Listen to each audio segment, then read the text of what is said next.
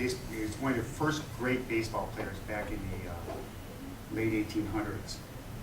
He's on this series of cards. This isn't actually his card, but that card's worth about $5,000. But if you look on the back, it has his name on there. He was in this series of cards. So this card I'm passing around here is from like 1888.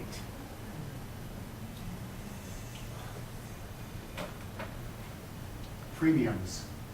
What some of the companies ended up doing was is that as a way of inducing people to collect their cards, they would take these cards and say, okay, if you send in 20 of these, you can upgrade for something else.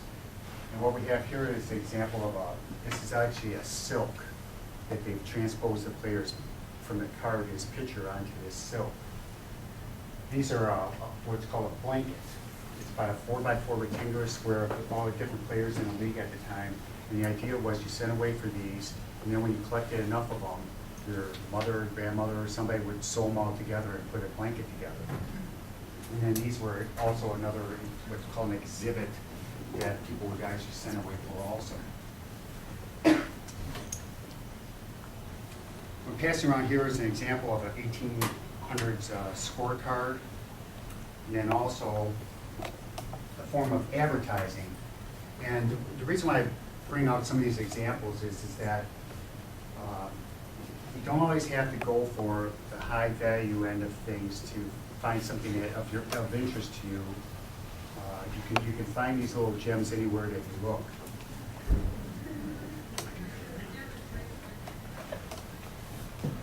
Double and triple folders.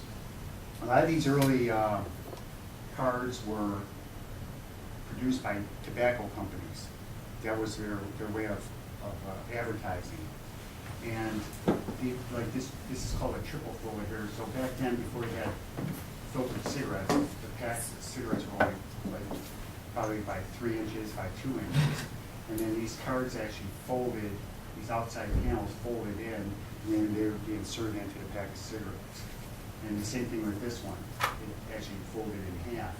And this example here, you see the Mecca cigarettes. This example here is one of the first examples of them actually putting player stats on the back of a card.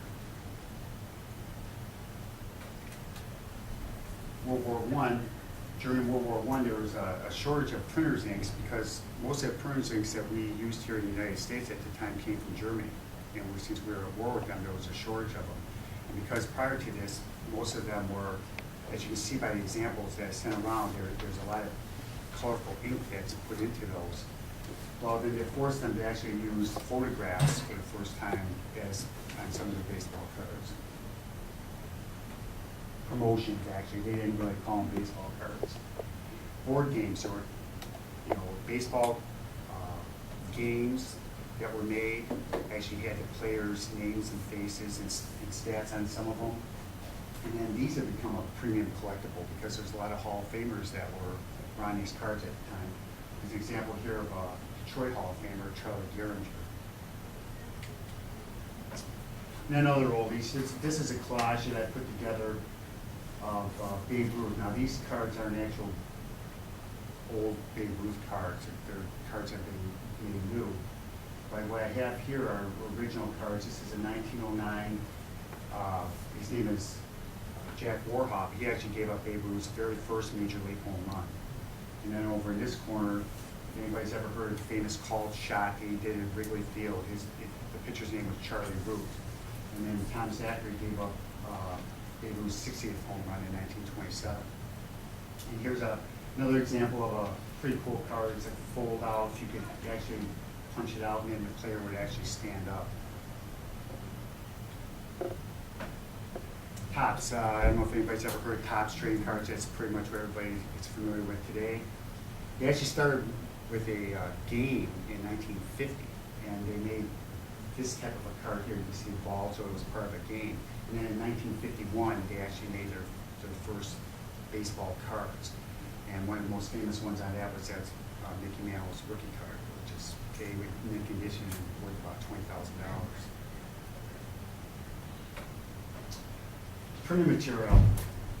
As I explained to you, there's various forms of looking for things that are collectible items. Here's an example of a 1932 Chicago Tribune. It's got Ruth Hicks' 40th homer. And the Johnson Sporting News. This player here, Stuffy McGinnis, I just love that name. It's a great baseball name, you know, Stuffy McGinnis. So because of the cost of collecting Hall of Famers in these older versions, what I decided to do was take a player that I could hone in on that wasn't a Hall of Famer and make the cards more affordable, anything associated with them more affordable. Again, more printed material. This is in 1999, they closed down Tiger Stadium for good, built a new stadium, Comerica Park. It's kind of a sad day in the city of Detroit when they closed the stadium. A 1937 baseball magazine with Hank Erdberg on the cover. Novelty items. Again, you don't have to ransom a farm, you have unique collectibles. There's pens, pencils. This is a little knife with Lefty Grove's name on it. All various types of pens. I have some examples of those. It's a Chicago Cub pen. Probably cost, I think, cost $3.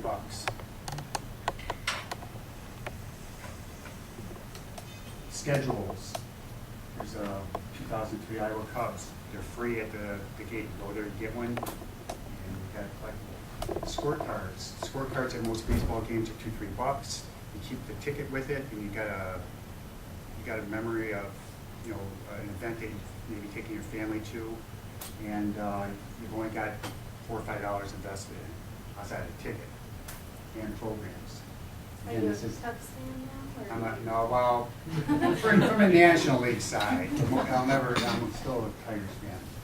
Ticket stubs, when you go, try to keep them so they don't get all bent up. It's great nowadays because they can scan them. They don't have to rip them like they have in the past. But here's an example. This was at Cale Sanderson's last wrestling meet at